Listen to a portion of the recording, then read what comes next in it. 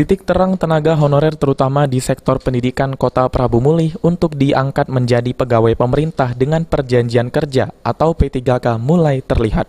Kepala Dinas Pendidikan Prabu Muli Kusron mengatakan, hampir 1.700 tenaga honorer sudah diusulkan menjadi P3K ke Kementerian Pendidikan dan Kebudayaan.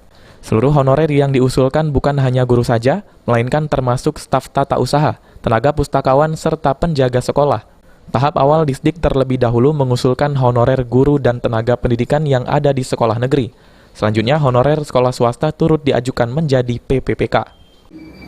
Apapun yang kita usulkan itu, pusat menanggapinya akan dilaksanakan secara bertahap.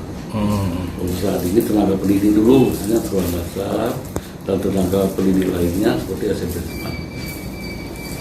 Setelahnya yang jelas data SK mereka, SK pengangkatan sebagai guru honor, sebagai PHL, mungkin sebagai honor juga kita usulkan. Sebelumnya pada momen Hari Guru, pemerintah melalui Kementerian Pendidikan dan Kebudayaan akan mengangkat 1 juta guru honorer menjadi pegawai pemerintah dengan perjanjian kerja di tahun ini. Penny Firdaus, PAL TV.